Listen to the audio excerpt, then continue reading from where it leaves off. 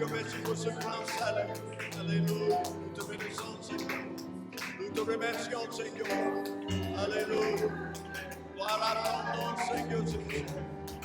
Gloire à ton nom, Seigneur Jésus. Alléluia. Alléluia. Alléluia. Amen. Amen. Merci à tout le monde. Vous pouvez vous asseoir. Merci, Pasteur Souli. Merci aux chantres et les musiciens pour nous avoir conduits dans la présence de Dieu. Alléluia. Il est là avec nous ce soir. Il est dans ce lieu. Et si Jésus est là, le miracle est déjà là. Si Jésus est là, la vie, la résurrection et la vie est là. Si Jésus est là, toute chose est possible. Alléluia. Peu importe ton besoin, peu importe tes circonstances, si Jésus est là, alléluia, tout est là. Amen. Amen. Amen. Je bénis l'Éternel aussi pour nos enfants. Que le Seigneur bénisse nos enfants et ceux qui s'en occupent. Alléluia. La Bible dit que vraiment les enfants sont l'héritage de l'Éternel. Alléluia. Mais il nous donne ses enfants pour un temps. Amen. Alors, nous remercions le Seigneur ce soir pour ce privilège et pour cette occasion. À tous les visiteurs, soyez les bienvenus au nom de Jésus.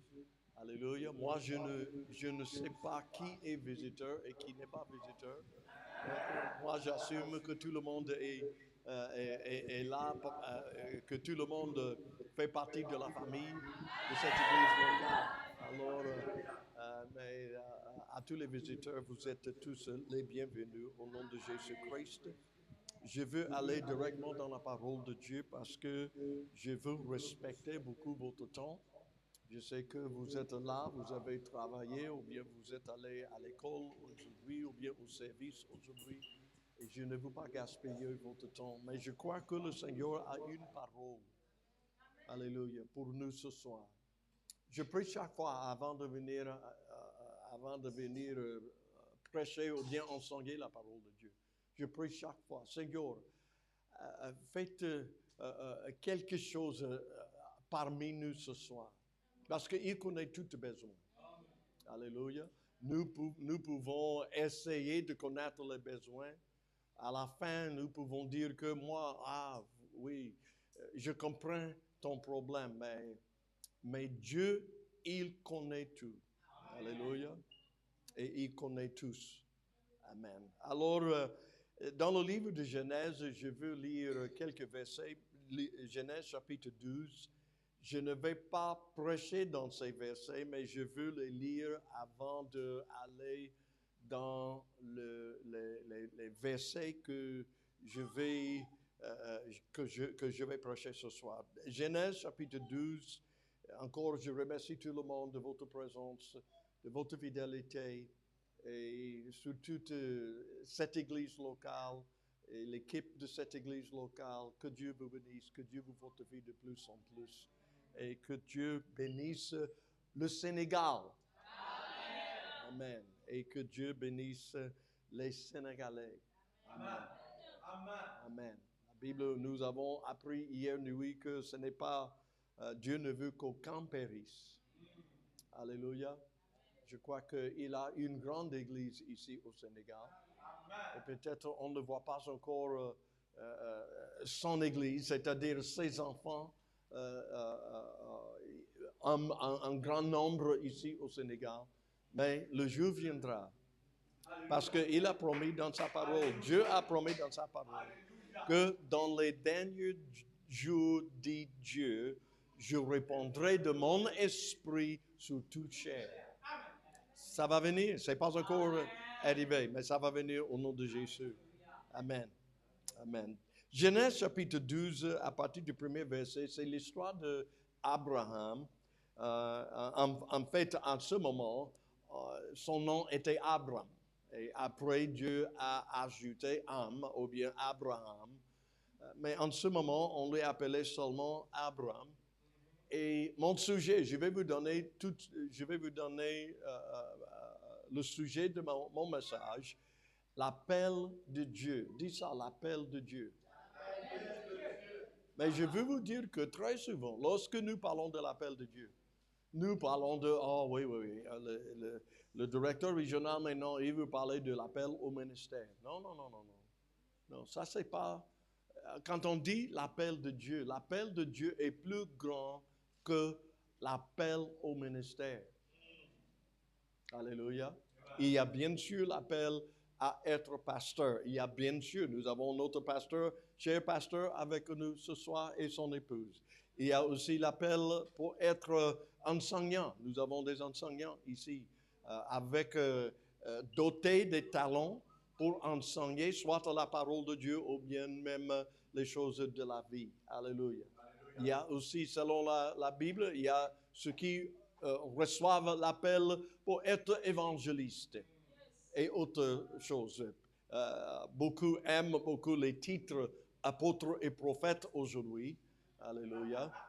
Et moi, je suis d'accord parce que c'est dans la Bible, mais dans la Bible, ce ne sont pas les gens eux-mêmes qui allaient ici et là et qui se sont circulés parmi les gens disant que moi je suis apôtre, appelle-moi apôtre, moi je suis prophète, moi je suis docteur, moi je suis, alléluia. Le seul je suis que je vois dans la Bible est l'Éternel notre Dieu. Alléluia. Mais en Genèse chapitre 12, c'est ici que Dieu a appelé Abraham. Mais je veux que nous comprenions un peu de choses concernant l'appel d'Abraham. Vous n'allez pas trouver dans la Bible, je ne sais pas si vous savez ou non, mais vous n'allez pas trouver dans la Bible là où la Bible dit qu'Abraham était prédicateur. Abraham n'a jamais prêché un message. Non. Abraham était serviteur de Dieu. Alléluia. La Bible ne dit pas qu'Abraham était écrivain. Il n'a écrit aucun livre dans la Bible. Selon notre connaissance, il n'a écrit aucun livre dans la Bible ou bien même ailleurs. Alléluia. Mais quand même, je vois, il y a à certains temps dans la vie d'Abraham, il a prophétisé. Par exemple, en Genèse chapitre 22, lorsque il se trouvait sur le mont Morija avec Isaac, son fils, là pour sacrifier ou bien pour offrir Isaac comme holocauste, selon la parole de Dieu.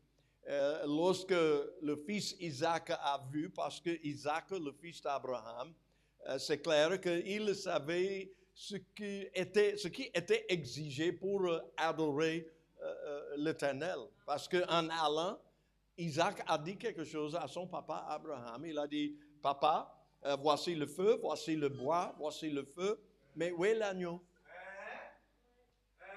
Parce que Isaac, il a compris que si on va adorer le Dieu vivant, nous devons emmener quelque chose. Nous devons donner de notre mieux, de notre meilleur. Et qu'est-ce que Abraham qu'a-t-il répondu à son fils Isaac?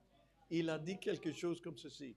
Il a dit, mon fils, Dieu se pourverra lui-même comme agneau.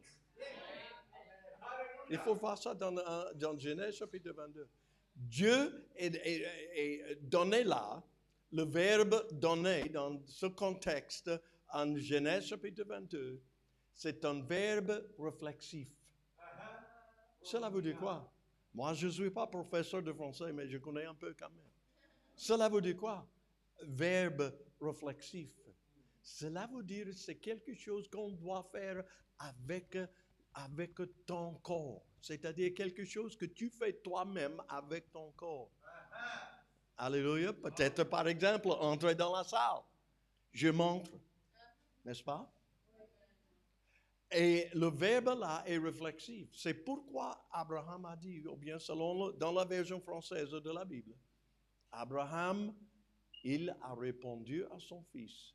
Mon fils, Dieu se pourverra.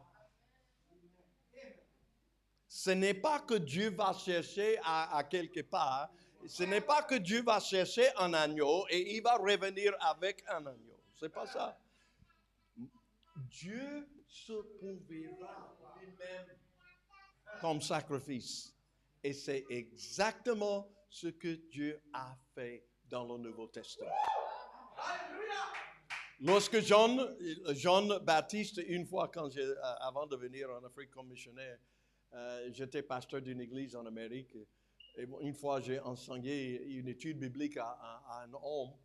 Et j'étais en train de le convaincre de la vérité dans la parole de Dieu concernant le baptême par immersion dans le nom de Jésus-Christ. Il a bien écouté, il a bien compris. À la fin, voici ce qu'il a dit. Il a dit que, parce que j'ai pris aussi l'exemple de Jean-Baptiste, que même les disciples de Jean-Baptiste, en Actes chapitre 19, les disciples de Jean-Baptiste ils s'étaient rebaptisés au nom de Jésus, tandis qu'il était baptisé par Jean lui-même. Vous voyez? Et quand j'ai cité ces versets à cet homme, il a dit, parce qu'il fréquentait l'église baptiste, je ne suis pas contre l'église baptiste, je ne parle pas contre l'église baptiste, mais cet homme-là, il m'a répondu et il a dit que, pasteur, vraiment, moi je suis baptiste parce que Jean était baptiste. C'était sa réponse.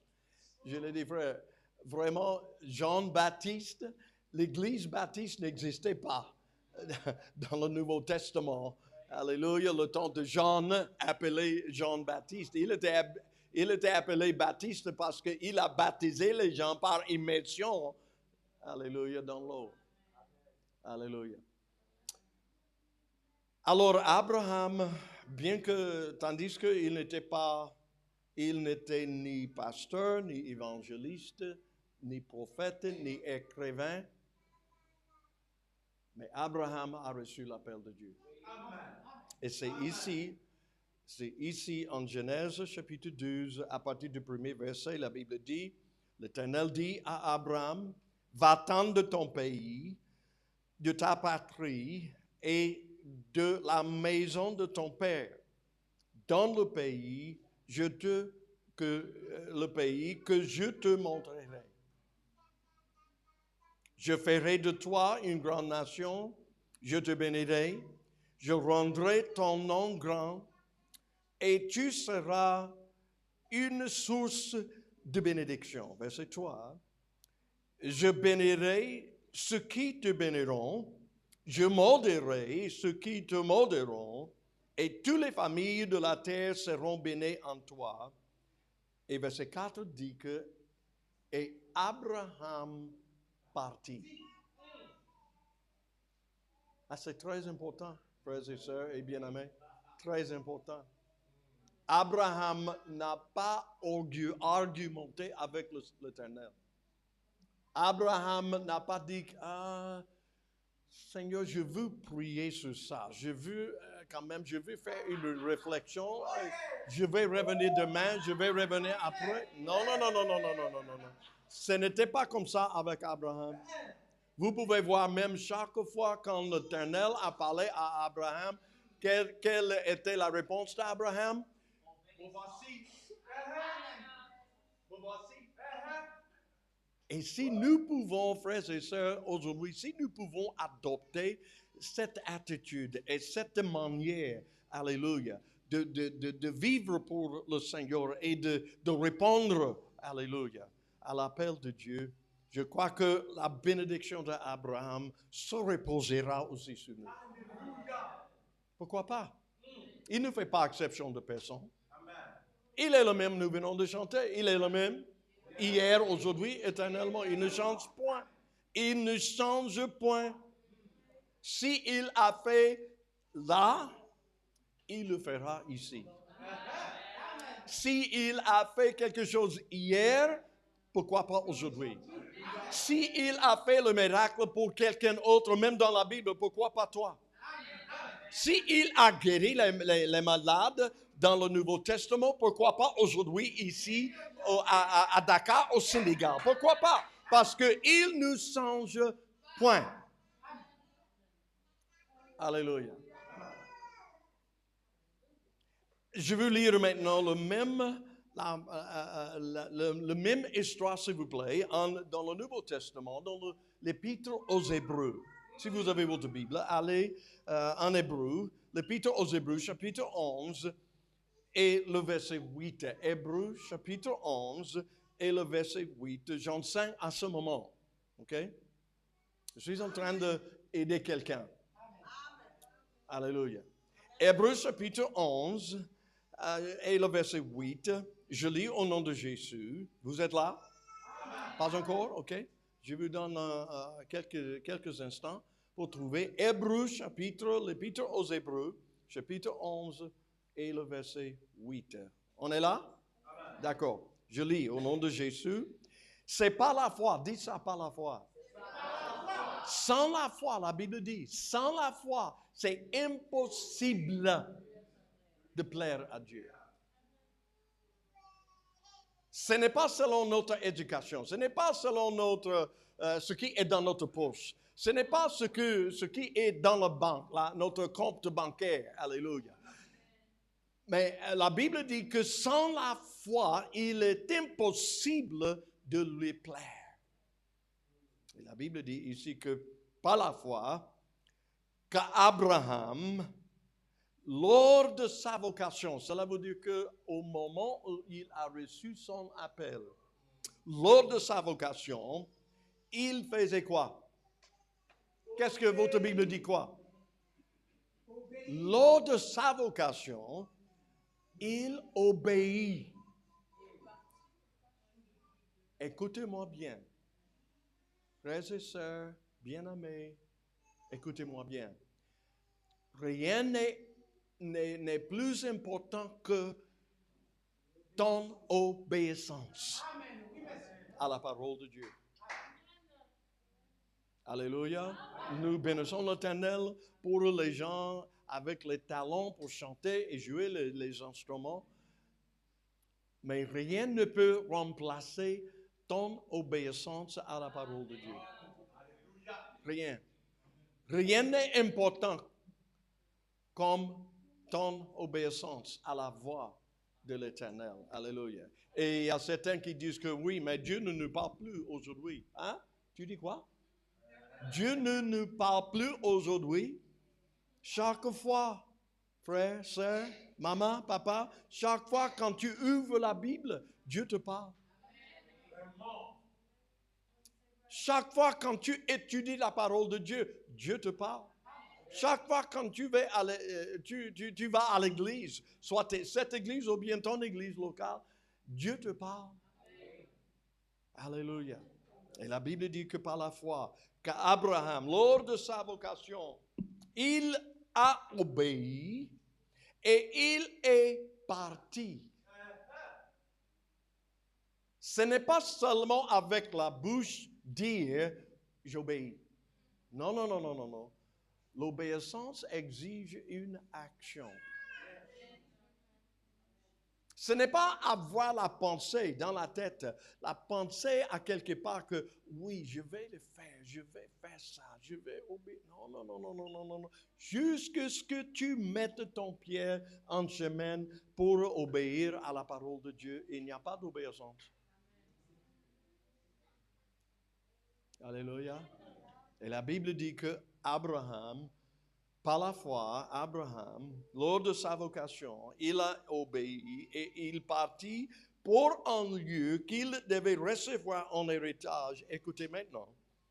Et il partit sans savoir où il allait. Sans savoir où il allait. Est-ce que tu as peut-être une fois effectué un voyage et tu ne savais pas là où tu... Alléluia. J'ai une longue histoire, mais je ne vais pas vous raconter l'histoire quand j'étais au Togo. Parce que Maman Caroline et moi, nous avons fait 20 ans au Togo. Mais je ne vais pas raconter l'histoire peut-être à un autre temps, mais une fois j'ai effectué un voyage. Moi, je ne savais pas là où j'allais, mais il y avait quelqu'un dans la voiture qui m'a promis et qui m'a assuré que non, je connais le chemin, je connais le chemin. Toute la journée, enfin, on s'est rendu. Non, nous allons retourner à Lomé parce que on était fatigués, des heures de temps, des kilomètres, sans trouver le Dieu. Pourquoi? Parce que la personne ne connaissait pas le chemin. Si vous voyez, je suis en train d'aider quelqu'un ici ce soir. Tu peux te dire, est-ce que tu sais que tu peux te tromper toi-même? Très souvent, nous disons que non, le diable, il va te tromper. Mais moi, je peux me tromper moi-même. Alléluia. Et la Bible dit qu'il est parti. Abraham, par la foi, il est parti, il a obéi. Il est parti sans savoir où il allait. Comment cela peut être? Parce que la Bible nous dit que nous marchions non par la vue, mais par même très souvent dans notre marche et notre vie avec le Seigneur Jésus-Christ. Alléluia. Si nous marchions par la foi, il y aura des temps dans notre vie que nous ne serons pas là où nous allons. Mais nous marchons par la foi. Comme l'a dit Proverbe chapitre 3, verset 5, confie-toi à l'Éternel de tout ton cœur. Ne t'appuie pas sur ta propre compréhension, mais dans toutes tes voies, aie la confiance en lui. Alléluia. Parce qu'il est fidèle. Alors, Abraham, il est parti, il ne savait pas là où il allait. L'appel de Dieu. Maintenant, je veux aller en Actes chapitre 2. Et je vais lire maintenant le texte pour ce petit message. J'ai déjà enseigné 15 minutes et je regarde bien le montre et je ne veux pas gaspiller votre temps. Actes chapitre 2. Première fois dans la Bible que l'évangile de Jésus-Christ était prêché après la naissance de l'Église. L'Église est née en Actes chapitre 2. Si vous voulez voir l'Église dans sa pureté parfaite, allez à l'origine de l'Église. Et l'Église est née en Actes chapitre 2, de verset 1 à 4, le jour de la Pentecôte. L'Église est née. Et c'est dans les Actes des Apôtres que nous pouvons voir la première Église pure, sainte, puissante, glorieuse. Et cela doit être notre modèle aujourd'hui. Actes chapitre 2. Je vais descendre bien dans le chapitre à cause du temps. Mais l'apôtre Pierre a prêché le premier message dans l'Église en Actes chapitre 2. Et ayant prêché la crucifixion de Jésus-Christ, ayant prêché l'ensevelissement de Jésus-Christ, ayant prêché la résurrection de Jésus-Christ, les gens, même les gens qui avaient vu le Seigneur sur la croix, les gens qui étaient témoins de l'enterrement de Jésus-Christ, le Messie, le Fils de Dieu vivant. Les gens qui ont vu le Seigneur après sa résurrection, ils étaient témoins oculaires de ces choses. Et la Bible dit que les hommes avaient, ceux qui étaient là, ils avaient le cœur vivement touché quand ils ont entendu la prédication la mort, l'ensevelissement et la résurrection de Jésus-Christ. Et voilà, ils ont posé une question. Après avoir entendu ce discours, verset 37, ils eurent le cœur vivement touché et ils dirent à Pierre et aux autres apôtres, « Hommes, frères, que ferons-nous? » Dites ça, que ferons-nous? Que ferons-nous? Ce n'était pas une question, que ferons-nous pour avoir une bénédiction matérielle. Ce n'était pas ça. Ce n'était pas que ferons-nous pour avoir une grande et jolie maison. Non, non, non, non, non. Que ferons-nous pour être sauvés? À cause de la mort, à cause de l'ensevelissement, à cause de la résurrection de Jésus-Christ, que ferons-nous maintenant? Alléluia. Et Pierre leur répondit au verset 38, Pierre leur dit, repentez-vous et que chacun de vous soit baptisé au nom de Jésus pour le pardon de vos péchés et vous recevrez le don du Saint-Esprit. Et c'est ça que nous disons très souvent, vous le savez, que voilà maintenant le plan de salut. Alléluia. On continue un peu, verset 40. Car, ou bien 39 plutôt, car la promesse, dit ça la promesse. Quelle promesse? Ah, c'est la promesse du Saint-Esprit. Parce que Dieu a dit que dans les derniers jours, dit Dieu, je répondrai de mon esprit sur tout chair. C'est une promesse. Parfois, dans la Bible, on l'appelle aussi le don du Saint-Esprit.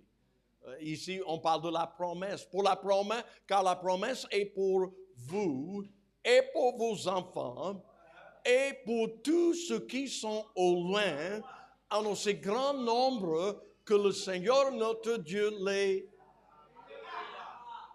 Que le Seigneur notre Dieu les... L'appel de Dieu. L'appel de Dieu. Pour Abraham, ce n'était pas... Non, maintenant, je veux que tout le monde, pasteur Souli, frère Otis et les autres qui vous avez reçu un appel pour le ministère. Je ne refuse pas, moi aussi, je suis appelé à être prédicateur, à être missionnaire, à être pasteur. Alléluia. Mais ça, ce n'est pas le premier appel. Parce que ce n'est pas tout le monde qui reçoit l'appel de ministère. Mais encore sur l'écran, le verset là, verset 39. Voilà, merci beaucoup. En aussi grand nombre que le Seigneur notre Dieu les appellera. Frères et sœurs bien-aimés, le premier appel, le tout premier appel. Alléluia. Vous êtes prêts? C'est l'appel au salut. Ce n'est pas l'appel pour le ministère. C'est l'appel du salut. Et écoutez, toute personne, parce que cet appel, l'appel dont je parle en ce moment, c'est un appel universel. Tout homme, toute femme, tout jeune, tout enfant, toute personne, que ce soit en Amérique, que ce soit en Europe, que ce soit au Sénégal, que ce soit au Togo, que ce soit au Zimbabwe, que ce soit partout dans le monde. Cet appel est universel.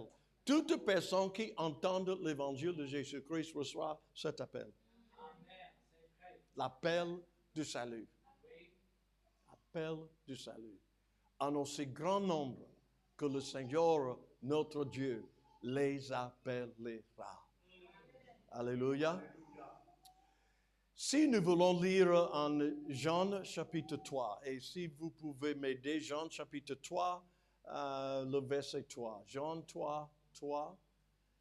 Jean 3, 3. Si on peut afficher le verset pour que tout le monde... Merci beaucoup. Jésus lui répondit, lui ici, ça c'est Nicodème. Parce qu'en Jean chapitre 3, un homme nommé Nicodème, il faisait partie des pharisiens. Il est venu, il s'approchait de Jésus la nuit. parce qu'il avait honte et peur de venir le jour. Et il est venu disant quelque chose comme, « Oh Seigneur, nous savons que, on sait bien que tu es un grand homme de Dieu. Parce que personne ne peut faire les miracles que tu fais sans que Dieu soit avec lui. » Et voici la réponse. Jésus n'a pas dit que, oui, je suis grand homme de Dieu. Voici sa réponse. En vérité, je te le dis. Si un homme, écoutez-moi maintenant, vous pouvez remplacer homme avec femme. Vous pouvez remplacer femme avec jeune. Vous pouvez remplacer jeune avec enfant. Vous pouvez même dire si quelqu'un. Si un homme naît de nouveau, il ne peut voir le royaume de Dieu. Alléluia. Amen. Maintenant, nous parlons du royaume de Dieu. Allô? Amen. Royaume de Dieu, dis ça, le royaume de Dieu. Ce n'est pas le royaume d'Adam. Ce n'est pas le royaume de Sully. Alléluia. Amen. Le royaume de Dieu. Et qui parle ici? C'est Jésus. Alors, on peut dire que c'est son royaume, n'est-ce pas? Alléluia. C'est son royaume. Alors, cela veut dire qu'il a l'autorité, il peut fixer, il peut établir les conditions pour entrer dans son royaume. Amen. Amen. Allô? Si un homme naît de nouveau, il ne peut voir le royaume de Dieu.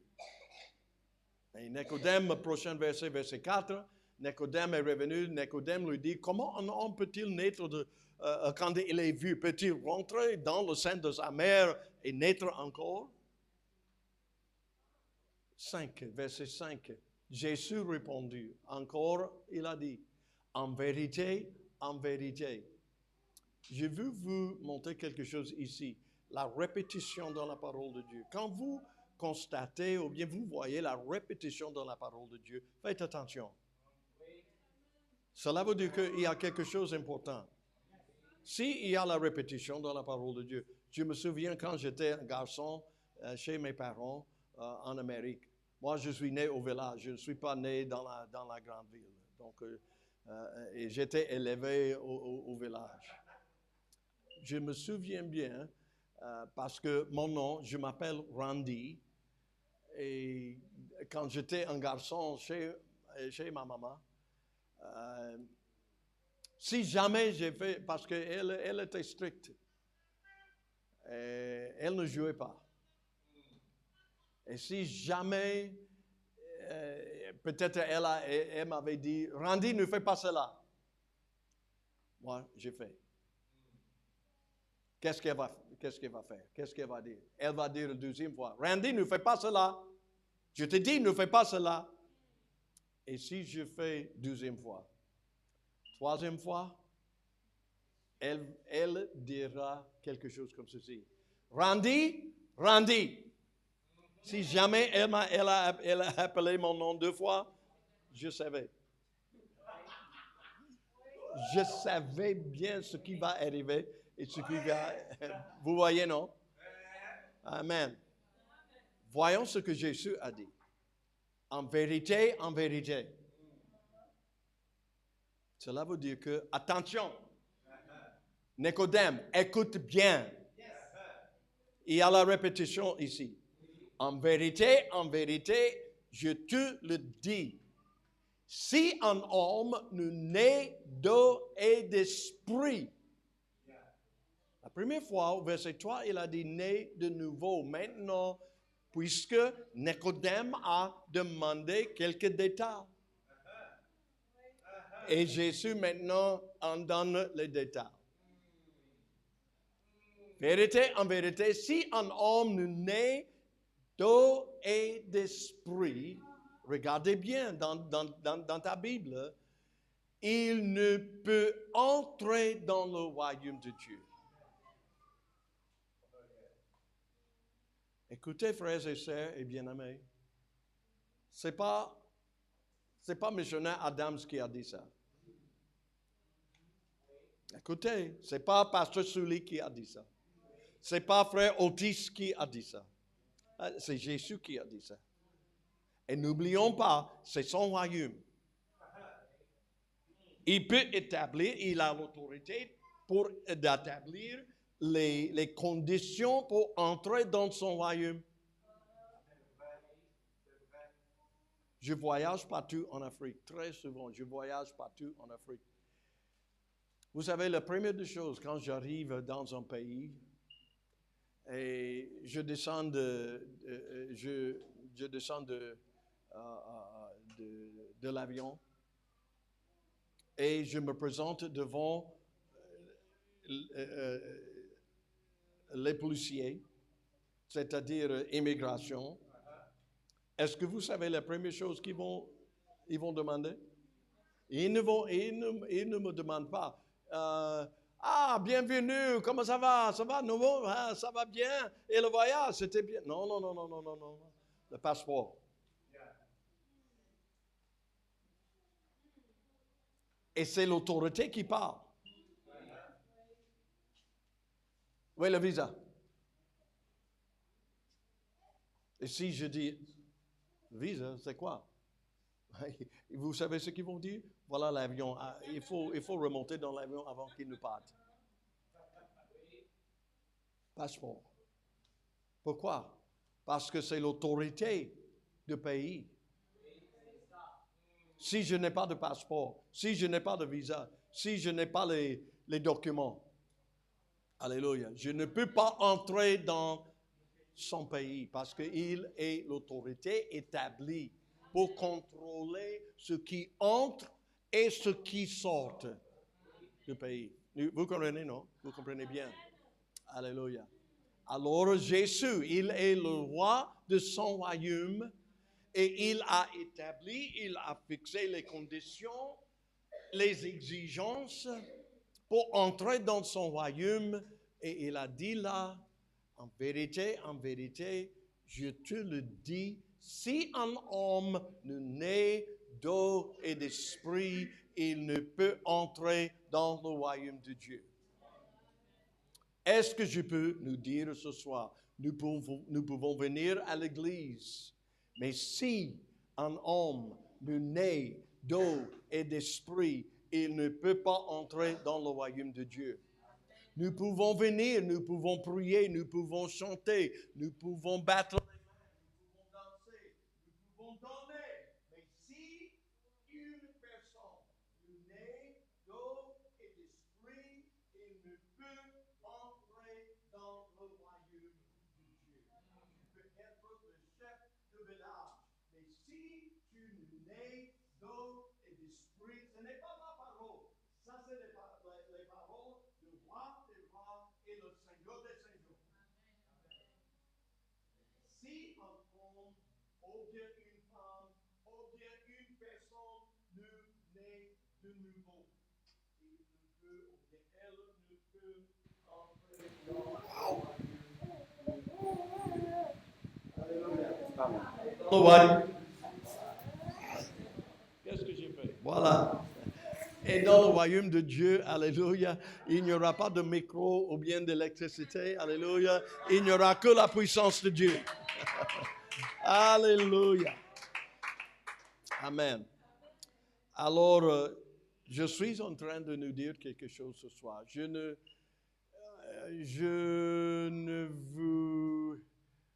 ne fais pas le criticisme.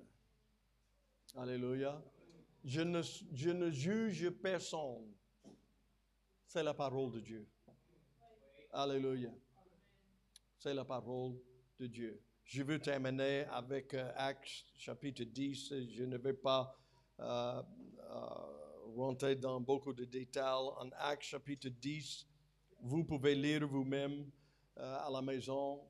Mais en Actes chapitre 10 maintenant, la Bible nous parle d'un homme nommé Corneille. Vous avez votre Bible? Actes chapitre 10, à partir du premier verset. Il y avait à Césarée un homme nommé Corneille, centenier dans la cohorte dite italienne. Il était soldat, il était officier dans l'armée romaine. Verset 2. Cet homme, dites ça, cet homme. Écoutez bien. Cet homme était pieux et craignait Dieu. Avec toute sa maison, il faisait beaucoup d'aumônes au peuple et il priait Dieu continuellement. Dis à ton prochain, quel bon homme. Quel bon homme. Écoutez bien. Il était pieux, il craignait Dieu avec toute sa maison, il faisait beaucoup de monde au peuple et il priait Dieu continuellement. Qui ne veut pas qu'on soit membre de l'église locale? Parce qu'il était un bon homme. Mais la question n'est pas le bonheur. La question est le salut. La question est le salut. Si un homme ne naît d'eau et d'esprit, il ne peut entrer dans le royaume de Dieu. Et si vous descendez dans le chapitre jusqu'au verset 39, à peu près verset 39, c'est l'apôtre Pierre qui prêchait encore là. Verset 39, ils l'ont tué, parlant de Jésus-Christ, en le pendant au bois. Dieu l'a ressuscité le troisième jour et il a permis qu'il apparût 41, non à tout le peuple, mais aux témoins choisis d'avance par Dieu, à nous qui avons mangé et bu avec lui, les témoins oculaires, après qu'il fut ressuscité des morts. Verset 44, comme Pierre prononçait encore ces mots, le Saint-Esprit descendit sur tous ceux qui écoutaient la parole, c'est-à-dire Corneille et sa maison.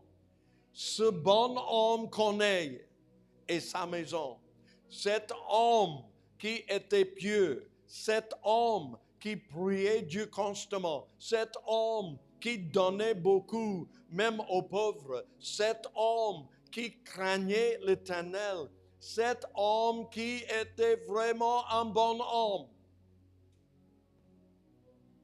Mais si un homme ne naît d'eau et d'esprit, il ne peut pas entrer dans le royaume de Dieu. Frères et sœurs, je vous dis la vérité ce soir. Alléluia. Je vous dis la vérité ce soir. Quand Pierre prononçait encore ces mots, verset 44, le Saint-Esprit descendit sur tous ceux qui écoutaient la parole. 45.